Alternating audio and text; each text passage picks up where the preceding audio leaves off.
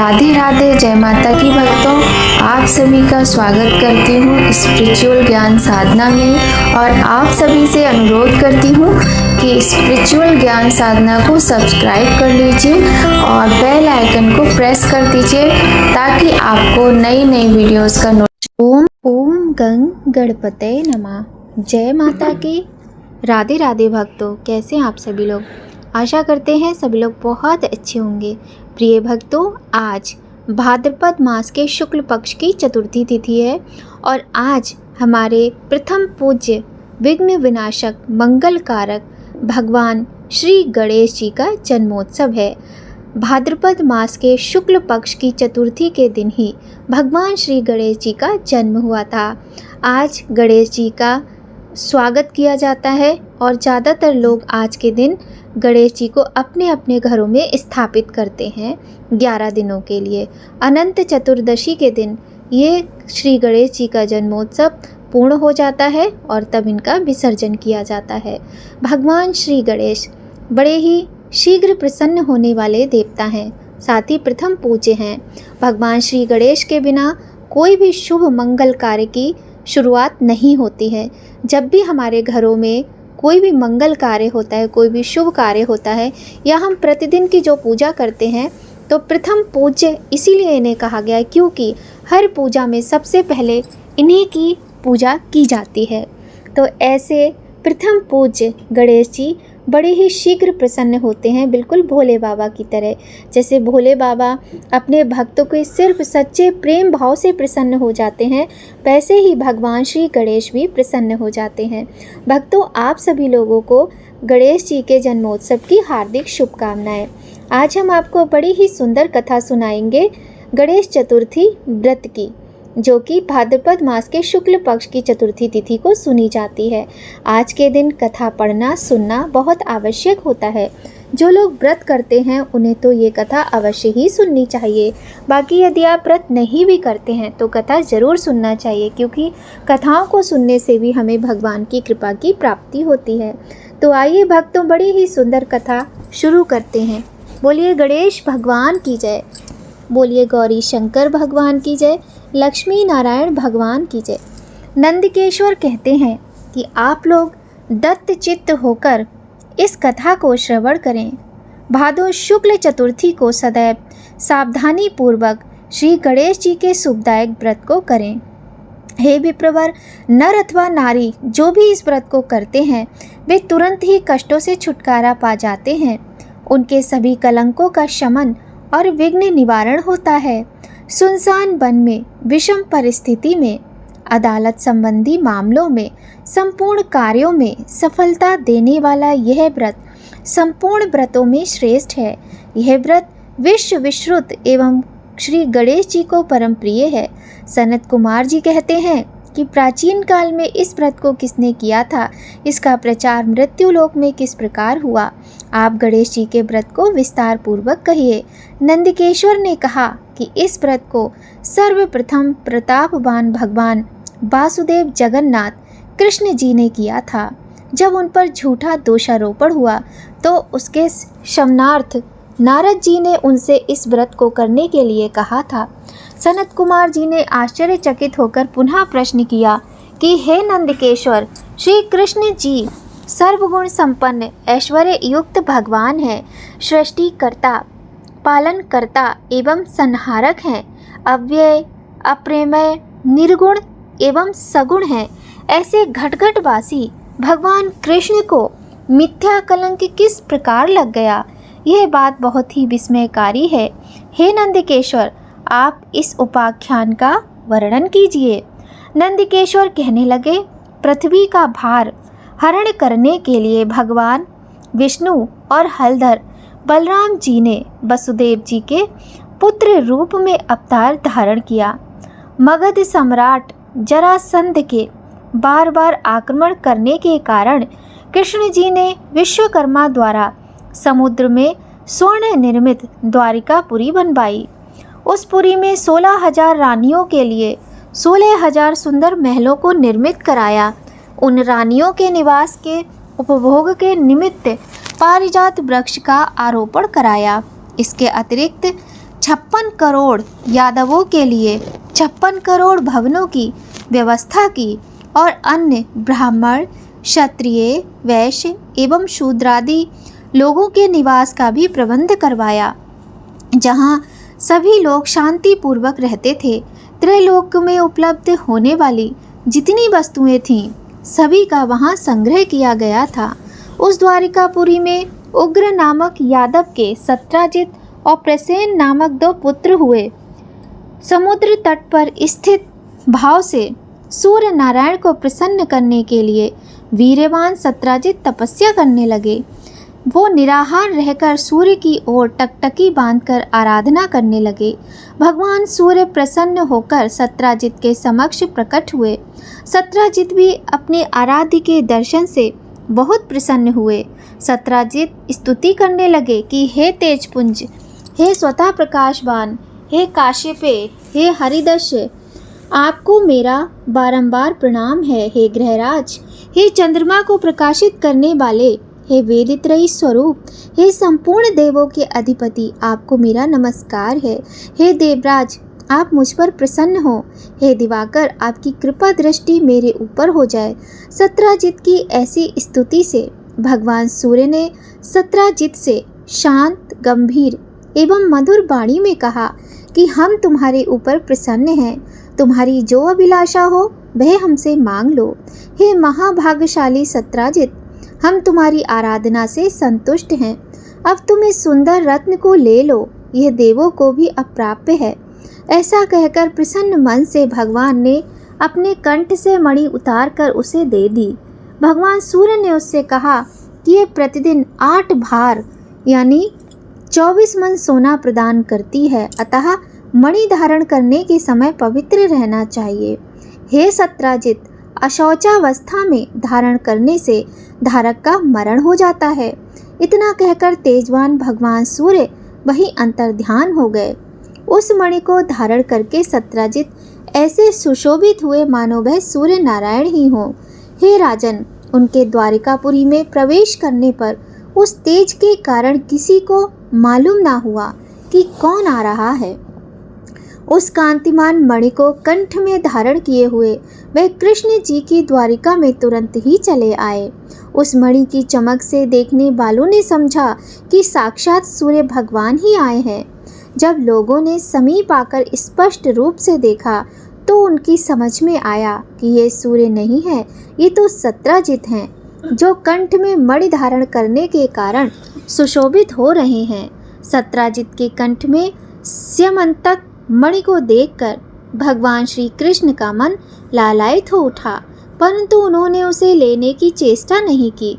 इधर सत्राजित के मन में संदेह उत्पन्न हो गया, कहीं कृष्ण जी मुझसे ये मणि ना मांग लें। इस भय से उन्होंने उस मणि को अपने भाई प्रसेनजित को दे दिया, साथ ही उसे पवित्र रहकर पहनने के लिए सावधान भी कर दिया। एक समय की बात है कि प्रसेनजित उस मणि को पहने हुए ही कृष्ण जी के साथ वन में आखेट के लिए गए।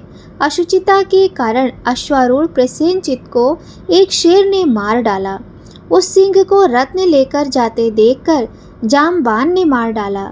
जामबान ने उस मणि को गुफा में लाकर अपने पुत्री को दे दिया। इधर श्री कृष्ण जी अपने सहयोगी शिकारियों के साथ द्वारिका में लौट आए। समस्त द्वारिका वासियों ने अकेले भगवान श्री कृष्ण को आया देखकर ऐसा अनुमान लगाया कि मणि के लोभ में कृष्ण ने प्रसेनजित की हत्या कर डाली है। ऐसा कौन सा अधर्म है जो लोभी के लिए करणीय ना हो? लोभी तो अपने गुरुजनों का भी वध कर डालता है। इसी प्रकार की सब लोग चर्चा करने लगे। झूठे दोषारोपण से कृष्ण जी के मन में बहुत कष्ट हुआ और वे किसी से बिना कुछ कहे सुने लोगों को साथ लेकर नगर से बाहर चले गए। वन में जाकर कृष्ण ने देखा कि एक स्थान पर प्रसेनजित द्वारा मृत होकर पड़े हैं। सवारी के साथ प्रसेनजित के पद चिन्हों के सहारे वहां गए जहां ऋक्ष ने सिंह को मारा था। रक्त बिंदु के आधार पर श्री कृष्ण उसकी गुफा में घुस गए। ऋक्षराज की गुफा बहुत ही भयंकर थी और उसमें गहन अंधेरा था। अतः प्रजाजनों को गुफा द्वार पर छोड़कर भगवान कृष्ण अकेले ही उसमें प्रविष्ट हुए। अपने तेज से अंधकार का निवारण करते हुए भगवान उस गुफा में 400 कोस तक चले गए। वहां पहुंचने पर उन्होंने रमणीक स्थान एवं महल को देखा। वहां पर जामबान का पुत्र सुंदर पालने में झूल रहा था और पालने में मणिरत्न लटक रहे थे। बालक के उस खिलौना स्वरूप मणि को लेने के लिए भगवान कृष्ण उसके निकट खड़े हो गए। रूप लावण्य से पूर्ण कमल नयनी किशोरी उस पालने को झुला रही थी। वह मंद मुस्कान बिखेर रही थी। ऐसी नवयुवती बाला को देख भगवान श्री कृष्ण जी ने देखा। वह कमल मुखी बाला धीरे धीरे कह रही थी कि लाडले, तुम क्यों रो रहे हो? देखो ना, प्रसेनजित को सिंह ने मार डाला और सिंह को हमारे पिताजी ने मारकर यह स्यमंतक मणि तुझे खेलने के लिए ला दी है। कमल नयन भगवान कृष्ण को देखकर वह बाला धीरे धीरे उनसे प्रेम भरी बात कहने लगी। मेरे पिता की दृष्टि पड़ने से पहले ही आप यहाँ से चले जाइए। ये सुनकर प्रतापवान भगवान श्री कृष्ण जी हंसकर अपना पांचजन्य शंख बजाने लगे। उस शंख नाद से ऋक्षराज घबराकर उठ बैठा और उनके पास चला आया। फलस्वरूप भगवान कृष्ण और जामबान में परस्पर तुमुल युद्ध होने लगा। इस दृश्य से सभी नारियां चीत्कार करने लगीं और गुफा के नागरिक आश्चर्य में पड़ गए। उधर गुफा द्वार पर कृष्ण की प्रतीक्षा कर रहे पुरजन उन्हें मृत समझकर 7वें दिन द्वारिका लौट गए। वहां पहुंचकर उन लोगों ने उनका मृतक कर्म कर डाला। इधर गुफा के अंदर भगवान कृष्ण और ऋक्षराज में 21 दिनों तक लगातार मल्ल युद्ध होता रहा। भगवान कृष्ण ने ऋक्षराज के युद्धोन्माद को क्षीण कर दिया। त्रेता युग की बातों का स्मरण कर जामबान ने भगवान को पहचान लिया। जामबान कहने लगे कि मैं सभी देवों, दैत्यों, यक्षों, नागों, गंधर्वों, पिशाचों और मरुदगणों से अपराजेय हैं। वे लोग मेरे पराक्रम के समक्ष नहीं टिक सकते।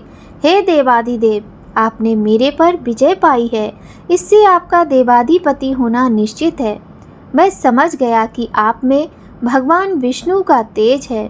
किसी अन्य में इतना बल नहीं हो सकता। जिसके किंचित कृपा कटाक्ष से चारों पदार्थ सुलभ हो जाते हैं, उसके किंचित रोष से घड़ियाल, मगरमच्छ आदि जीव व्याकुल हो गए और अथाह सागर भी विशुद्ध हो उठा।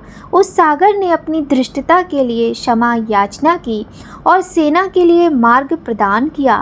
आपने सेतु बांधकर अपने यश को उज्जवल किया और सैन्य दल के साथ लंका पर आक्रमण करके राक्षसों को अपने बाणों द्वारा शिरच्छेदन किया। आप त्रेता युग के वही धनुर्धारी राम हैं। हे महाराज, जब जामबान ने पहचान लिया तो उससे देवकी नंदन श्री कृष्ण जी कहने लगे। भगवान कृष्ण ऋक्षराज के मस्तक पर अपना कल्याणकारी हाथ फेरते हुए उससे प्रेम पूर्वक कहने लगे, हे ऋक्षराज, इस मणि के कारण मुझे झूठा कलंक लगा है। उसी कलंक के निवारणार्थ मणि प्राप्त करने के लिए मैं तुम्हारी गुफा में आया हूँ। भगवान की बात सुनकर जामबान ने प्रसन्नता पूर्वक अपनी कन्या जामवंती को उन्हें समर्पित करके दहेज स्वरूप मणि भी दे दी। भगवान कृष्ण ने कन्या और मणि ग्रहण कर जामबान के दुर्लभ ज्ञान का उपदेश देकर जाने का विचार किया। भगवान कृष्ण के जाने से पहले जामबान ने अपनी कन्या का पाणी ग्रहण उनके साथ कर दिया। जामवंती के साथ मणि लेकर भगवान कृष्ण मन से द्वारिकापुरी आए। जिस प्रकार किसी मृतक के पुनरुज्जीवित होने पर उसके परिवार वालों के हर्ष की सीमा नहीं रहती, उसी प्रकार वही अवस्था कृष्णा को देखकर द्वारका वासियों की हुई। श्री कृष्ण की धर्म पत्नी के साथ मणि लेकर उन्हें लौटा देखकर सभी लोग उत्सव मनाने लगे। भगवान कृष्ण प्रसन्न होकर मित्र वर्ग के साथ सुधर्मा अर्थात यादवों की राज्यसभा में आए। वहां उन्होंने मणि के गायब होने और उसकी पुनः प्राप्ति की सारी घटना को कह सुनाया। भगवान कृष्ण ने राज्यसभा में उपस्थित सत्राजित को अपने पास बुलाकर उसे वह मणि दे दी। यादव संसद सदस्यों के सामने मणि देकर भगवान झूठे कलंक के दोष से मुक्त हो गए। सत्राजित बुद्धिमान थे। मणि पाकर उन्हें लज्जा आई, जिसके फलस्वरूप उन्होंने अपनी कन्या सत्यभामा का विवाह श्री कृष्ण के साथ कर दिया। इसके बाद शतधन्वा, अक्रूर आदि दूषित हृदय वाले यादव मणि प्राप्ति के लिए सत्राजित से शत्रुता करने लगे। एक बार की बात है कि श्री कृष्ण जी कहीं गए हुए थे।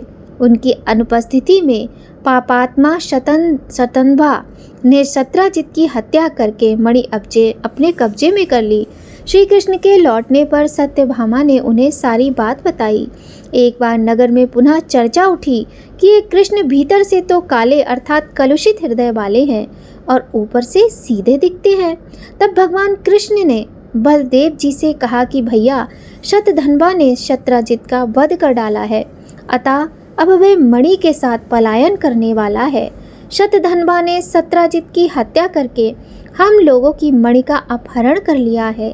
वह मणि हम लोगों के लिए भोग्य है, इसमें कोई संदेह नहीं है। यह बात जब शतधन्वा को मालूम हुई तो उसने भयभीत होकर मणि को अक्रूर को दे दिया। मणि देने के पश्चात वह एक घोड़ी पर आरूढ़ होकर दक्षिण की ओर भाग गया। इधर रथारूढ़ होकर बलराम और श्री कृष्ण उसका पीछा करने लगे। 100 योजन के बाद उसकी घोड़ी मार डाली गई। तब वह पैदल भागा। श्री कृष्ण जी ने दौड़कर उसे पकड़ लिया और उसका वध कर डाला। मणि के लिए इच्छुक कृष्ण जी ने रथारूढ़ बलदेव जी से कहा कि भैया, इसके पास से तो मणि नहीं मिली। कृष्ण जी की बात से बलराम जी ने रुष्ट होकर कहा, कृष्ण, तुमने सदैव से कपट का व्यवहार किया है। तुमसे बढ़कर लोलुप और पापी कोई अन्य व्यक्ति नहीं होगा। जब तुम धन के लोभ में पड़कर अपने सगी संबंधियों की हत्या करने में भी नहीं चूकते हो, तो ऐसा कौन भाई बंधु होगा जो तुम्हारा साथ दे। तदनंतर बलराम जी की तुष्टि के लिए श्री कृष्ण ने शपथ के द्वारा उन्हें प्रसन्न करने का प्रयास किया। ऐसे मिथ्यावाद के क्लेश को सहन करना धिक्कार है।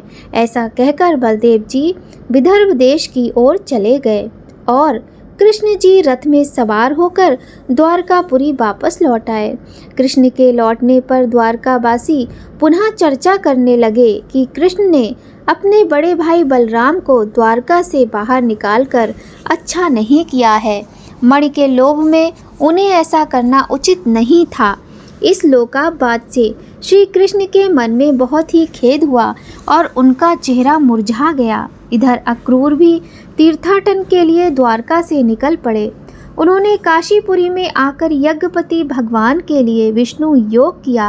अक्रूर ने उस मणि द्वारा दैनिक स्वर्ण प्राप्ति के द्वारा सभी लोगों को दक्षिणा देकर संतुष्ट किया। नगर में विभिन्न देवों के मंदिरों का निर्माण कराया। सूर्य द्वारा प्रदत्त उस मणि को सदैव अक्रूर पवित्रता के साथ धारण करते थे। फलस्वरूप वे जहाँ भी रहते वहाँ ना तो कभी अकाल पड़ता और ना व्याधि जनित किसी रोग का ही प्रकोप होता था। भगवान कृष्ण सर्वज्ञ थे। वे सभी बातों को जानते थे। मनुष्य देहधारी होने के कारण लोकाचार के लिए मायाविष्टता में अपनी अज्ञानता प्रकट करते थे। देखो तो मणि के कारण भाई बलराम जी से विरोध हुआ। बार बार तरह तरह के अभियोग लगते रहे, अतः इतना कलंक कहाँ तक सहा जाए। कृष्ण जी की इस चिंतातुरावस्था में ही वहाँ नारद जी आ पहुँचे।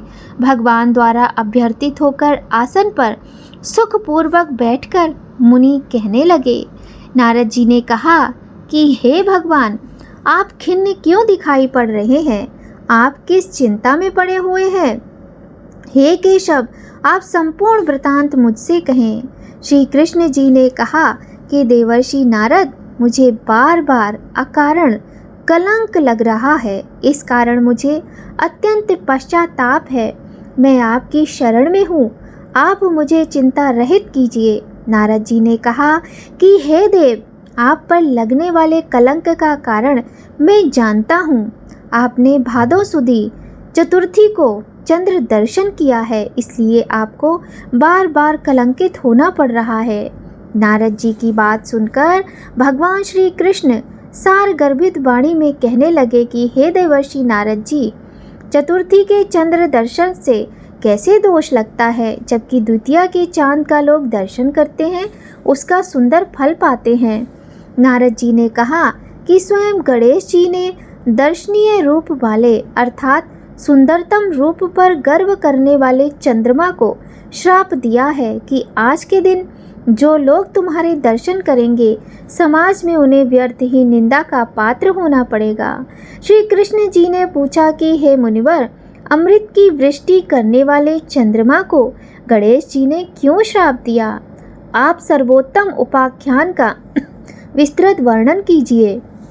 नारद जी ने उत्तर दिया कि प्राचीन काल में ब्रह्मा, विष्णु और शिव ने मिलकर गणेश जी को अष्ट सिद्धि तथा नवनिधि को पत्नी स्वरूप प्रदान किया। तदनंतर शास्त्रोक्त विधि से गणेश जी की पूजा करके उन्हें संपूर्ण देवों में अग्रणी बनाकर प्रजापति ब्रह्मा जी उनकी स्तुति करने लगे।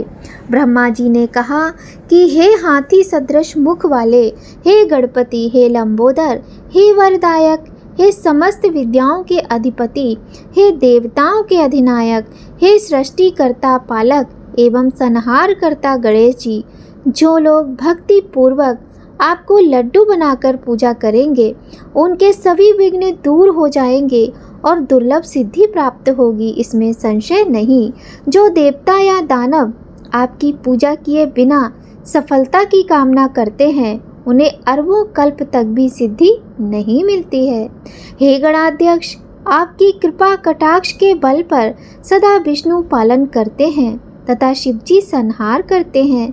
ऐसी स्थिति में मेरी सामर्थ्य नहीं है जो मैं आपकी स्तुति कर सकूं। ब्रह्मा जी के मुख से ऐसी स्तुति सुनकर गणेश जी ने विश्व के अधिपति ब्रह्मा जी से प्रेम पूर्वक कहा।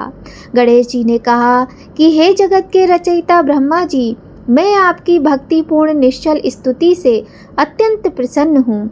आपकी जो इच्छा हो मुझसे वर के रूप में मांग लीजिए, मैं उसे पूर्ण करूँगा। ब्रह्मा जी ने कहा कि हे प्रभु, सृष्टि के रचना काल में मुझे किसी प्रकार की बाधा ना हो।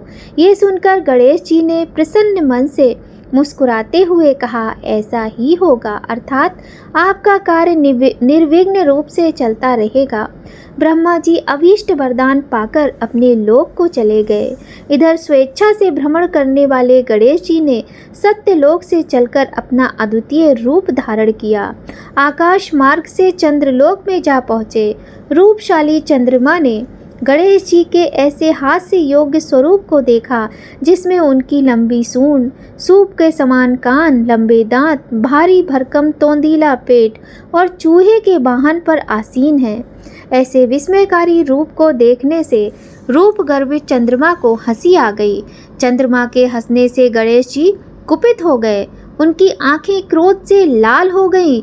उन्होंने चंद्रमा को श्राप दिया कि तुम दर्शनीय एवं सुंदर रूप वाले मुझको देखकर हंस रहे हो। गणेश जी ने कहा कि चंद्र, तुम मद दर्पित हो रहे हो, इसका फल तुम्हें जल्द भोगना पड़ेगा। आज से शुक्ल चतुर्थी के दिन कोई भी व्यक्ति तुम्हारे पापी मुंह को नहीं देखेगा। जो व्यक्ति भूल से भी तुम्हारे मुख को देखे लेगा, उसे अवश्य कलंकित होना पड़ेगा। नारद जी कहते हैं कि हे कृष्ण जी, ऐसा भीषण श्राप सुनकर विश्व में हाहाकार मच गया और चंद्रमा का मुख मलिन हो गया तथा वे जल में प्रविष्ट हो गए। उसी दिन से चंद्र अपना स्थान जल में बनाकर रहने लगे। इधर देवता, ऋषि और गंधर्वों को बड़ी निराशा हुई और वे सब दुखी होकर देवराज इंद्र के नेतृत्व में पितामह ब्रह्मा जी के लोक में गए। ब्रह्मा जी का दर्शन करने के बाद उन लोगों ने चंद्रमा के वृतांत का वर्णन कर दिया कि आज गणेश जी ने चंद्रमा को श्राप दे दिया है। तब ब्रह्मा जी ने सोचकर उन देवताओं से कहा कि हे देवताओं, गणेश जी के शाप को कोई काट नहीं सकता है, ना तो मैं ही काट सकता हूँ और ना विष्णु। इंद्र आदि देवता ही ऐसा निश्चय जाने। इसलिए हे देवों, आप उन्हीं की शरण में जाएं।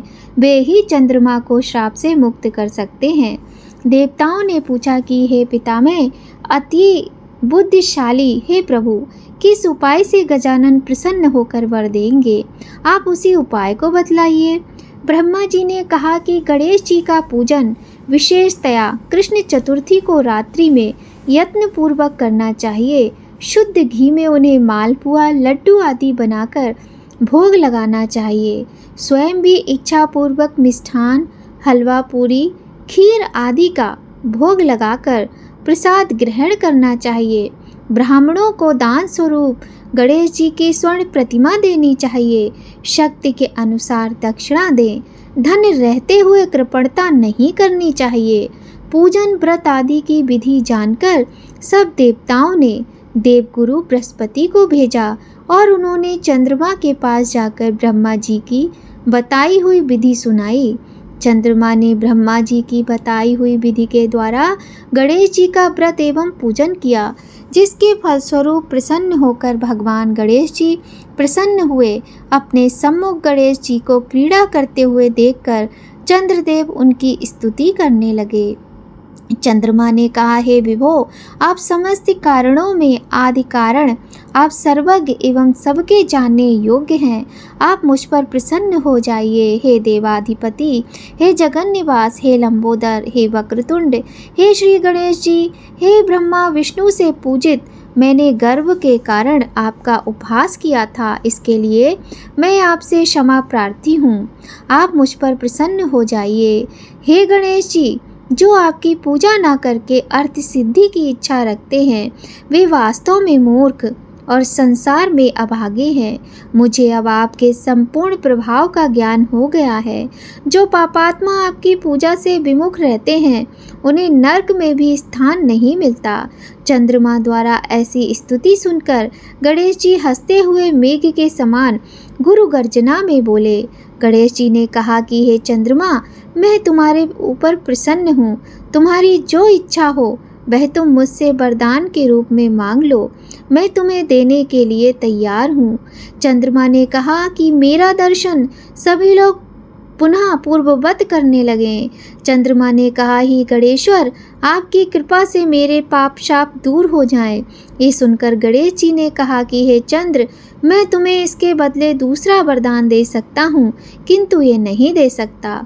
विघ्नेश्वर गणेश जी के ऐसे वचन को सुनकर ब्रह्मादि देवगण अत्यंत भयभीत होकर भक्त वत्सल गणेश जी की प्रार्थना करने लगे। देवता लोग निवेदन करने लगे कि हे देवाधिदेव, आप चंद्रमा को श्राप मुक्त कर दें। यही वरदान हम सभी आपसे चाहते हैं। आप ब्रह्मा जी के बड़प्पन का विचार कर चंद्रमा को श्राप मुक्त कर दें। देवताओं की बात सुनकर गणेश जी ने बड़े ही आदर के साथ कहा कि आप लोग मेरे भक्त हैं, अतः मैं आप लोगों को अभीष्ट वर प्रदान करता हूँ। गणेश जी ने कहा कि जो लोग भादों सुदी चौथ को चंद्रमा का दर्शन करेंगे, उन्हें मिथ्या कलंक तो अवश्य लगेगा ही, इसमें कोई भी संदेह नहीं है। किंतु महीने के आरंभ में शुक्ल पक्ष के दिन जो व्यक्ति हर महीने में निरंतर तुम्हारा दर्शन करते रहेंगे, उन्हें भादो सुदी चौथ के दर्शन का दुष्परिणाम नहीं भोगना होगा। नारद जी कहते हैं कि हे कृष्ण, तभी से द्वितीया के दिन सब लोग आदर पूर्वक चंद्र दर्शन करने लगे। स्वयं गणेश जी ने द्वितीया के चंद्र दर्शन की महत्वता का वर्णन किया है, किंतु दूज के चंद्रमा का दर्शन करने वाले जो पापात्मा भाद्र शुक्ल चतुर्थी को तुम्हारा दर्शन करेंगे, उन्हें 1 वर्ष के भीतर ही मिथ्या कलंक का भागी होना पड़ेगा। इसके पश्चात चंद्रमा ने गणेश जी से पुनः पूछा कि यदि ऐसी घटना घटित हो जाए तो हे देवाधिपति, आप किस उपाय से प्रसन्न होंगे, ये बताने की कृपा कीजिए। श्री गणेश जी ने कहा कि कृष्ण पक्ष की प्रत्येक चतुर्थी को जो लोग लड्डू का भोग लगाकर मेरा पूजन करेंगे और विधि पूर्वक रोहिणी के साथ तुम्हारी पूजा करेंगे, जो लोग मेरी स्वर्ण प्रतिमा का पूजन करके कथा श्रवण करेंगे एवं ब्राह्मण भोजन कराकर उन्हें दान देंगे, तो मैं सदैव उनके कष्टों का निवारण करता रहूँगा। यदि स्वर्ण प्रतिमा निर्मित कराने की क्षमता ना हो तो मिट्टी की प्रतिमा का विविध सुगंधित फूलों से मेरी पूजा करें। फिर प्रसन्न मन से ब्राह्मण को भोजन कराकर विधि पूर्वक पूजन के बाद कथा सुनकर वर्णित द्वारा ब्राह्मण को समर्पण करें कि हे देव देव गणेश जी, आप हमारे इस दान से प्रसन्न होइए और सदैव सभी समय हे देव आप हमारे कार्यों को निर्विघ्न पूरा करें।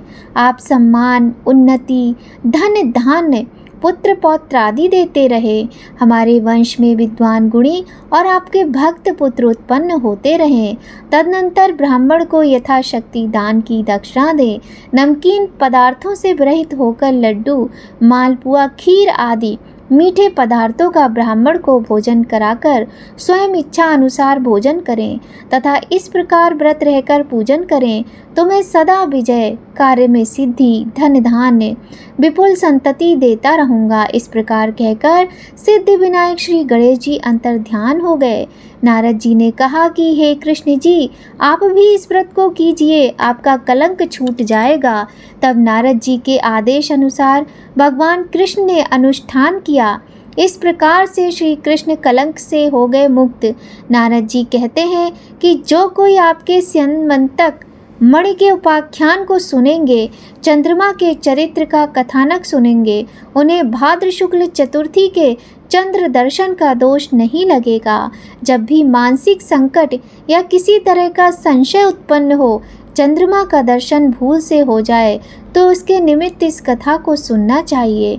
ऐसा देवताओं ने वर्णन किया है कि कृष्ण जी ने गणेश जी की आराधना करके व्रत और पूजन से उन्हें प्रसन्न किया।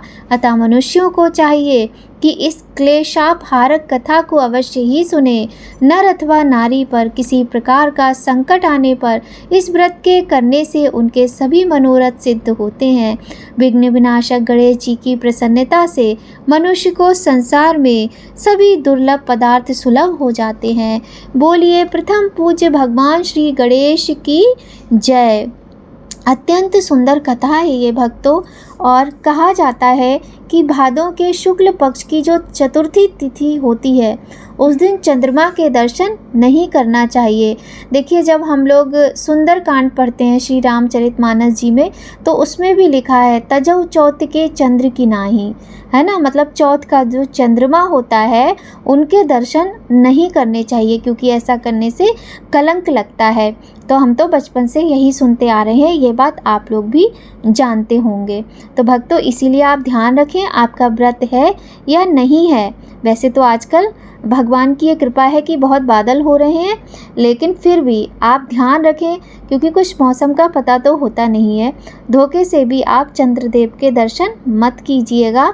और कल मतलब आज, क्षमा कीजिए, आज गणेश जी का जो ये व्रत है इसमें चंद्रदेव के दर्शन करना वर्जित माना जाता है और किसी को भी दर्शन नहीं करने। नहीं तो ऐसा होता है, ऐसा कहा जाता है कि जो पाप, जो गलती, जो चोरी हमने नहीं की हुई होती है उसका कलंक हमारे सिर पर लग जाता है। और उस कलंक से मुक्ति पाने के लिए भगवान गणेश जी के इस व्रत को अवश्य करना चाहिए। तो आज की कथा बड़ी ही सुंदर है, पापों से मुक्ति दिलाने वाली है। सभी लोग गणेश जी का जयकारा बोलते हुए, उनके मंत्रों का जाप करते हुए इस कथा का श्रवण अवश्य कीजिएगा। आइए भक्तों, अब करते हैं श्री गणेश चालीसा का पाठ। जय गणपति सद्गुण सदन कविवर बदनि कृपाल, विघ्न हरण मंगल करण, जय जय गिरजालाल। जय जय जय गणपति गणराजू, मंगल भरण करण शुभ काजू। जय गज बदन सदन सुखदाता, विश्व विनायक बुद्धि विदाता। वक्रतुंड शुचि शुंड सुहावन, त्रिपुल त्रिपुंड तिलक त्रिपुंड भाल मन भावन। राजित मणि मुक्तन उर्माला, स्वर्ण मुकुट शिर नयन विशाला। पुस्तक पाढ़ कुठार त्रिशूलम, मोदक भोग सुगंधित फूलम। सुंदर पीतांबर तन साजित, चरण पादुका मुनि मन राजित। धनि शिव सुवन शडानन भ्राता, गौरी ललन विश्वविख्याता। रिद्धि सिद्धि तब चबर डुलावे, मूषक वाहन सोहत द्वारे। कहो जन्म शुभ कथा तुम्हारी, अति शुच पावन मंगलकारी। एक समय गिरिराज कुमारी, पुत्र हेतु तप कीनो भारी। भयो यज्ञ जब पूर्ण अनुपा, तब पहुँचो तुम धरि दुज रूपा। अतिथि जान के गौरी सुखारी, बहुविधि सेवा करी तुम्हारी। अति प्रसन्न हो तुम वर दीना, मात पुत्र हित जो तप कीना। मिलई पुत्र तुहि बुद्धि विशाला, बिना गर्भ धारण यही काला। गणनायक गुण ज्ञान निधाना, पूजित प्रथम रूप भगवाना। अस कई अंतर्धान रूप है, पलना पर बालक स्वरूप है। बन शिशुरूदन जब ही तुम ठाना, लख मुख सुख ने गौर समाना। सकल मगन सुख मंगल गावै, नवते सुरन सुमन बरसावै। शंभु माँ बहुदान लुटावै, सुर मुनि जन सुत देखन आवै। लख अति आनंद मंगल राजा, देखन भी आए शनि राजा। निज अब गुण गुण शन मन माही, बालक देखत चाहत नाही। गिरिजा कछु मन भेद बढ़ायो, सब मोर न शनि तुहि भायो। कहन लगे शनि मन सकुचाई, का करियो मोहि शिशु दिखाई।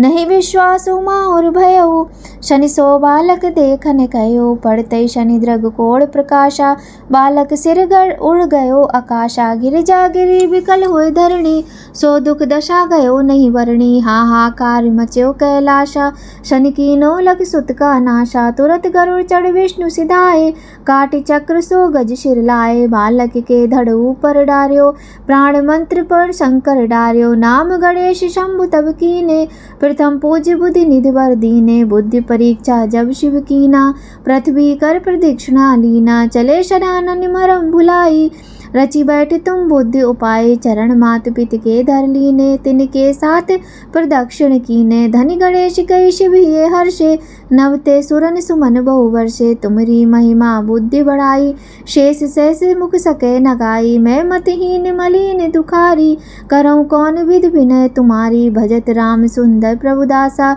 लख प्रयाग ककरा दुर्वासा। अब प्रभु दया दीन पर कीजय, अपनी शक्ति भक्ति कुछ दीजय। श्री गणेश ये चालीसा, पाठ करे धर ध्यान। नित नव मंगल गृह बसे, लहे जगत सन्मान। संबत अपन सहस्त्र दश ऋषि पंचमी दिनेश, पूर्ण चालीसा भयो मंगल मूर्ति गणेश। बोलिए प्रथम पूज गणेश जी भगवान की जय। प्रिय भक्तों, इस बार की गणेश चतुर्थी आज बुधवार के दिन है, तो बुधवार का दिन होने के कारण इसका जो महत्व है वह और अधिक बढ़ जाता है। तो भगवान श्री गणेश की वंदना करनी चाहिए, उनके मंत्रों का जप करना चाहिए। इस प्रकार से यदि हम करते हैं तो भगवान श्री गणेश शीघ्र प्रसन्न होकर हमारी समस्त मनोकामनाओं को पूर्ण करते हैं। तो भक्तों, आज की वीडियो यदि आपको अच्छी लगी हो तो ज़रूर लाइक कीजिएगा और शेयर कीजिएगा। अगर आप पहली बार चैनल पर आए हैं तो चैनल को सब्सक्राइब करके बेल आइकन प्रेस कर दीजिएगा। तो भक्तों, आइए अब हम करते हैं गणेश भगवान की स्तुति। गाइए गणपति जगवंदन, शंकर सुबन भवानी के नंदन। सिद्धि सदन गज बदन विनायक, कृपा सिंधु सुंदर सब लायक। गाइए गणपति जगवंदन, शंकर सुबन भवानी के नंदन। मोदक प्रिय मुद मंगल दाता, विद्या वारिधि बुद्धि विधाता। गाइए गणपति जगवंदन, शंकर सुबन भवानी के नंदन। मांगत तुलसीदास कर जोरे, मांगत तुलसीदास कर जोरे। बसहु राम सिए मानस मोरे। गाइए गणपति जगवंदन, शंकर सुबन भवानी के नंदन। गाए गणपति जगवंदन।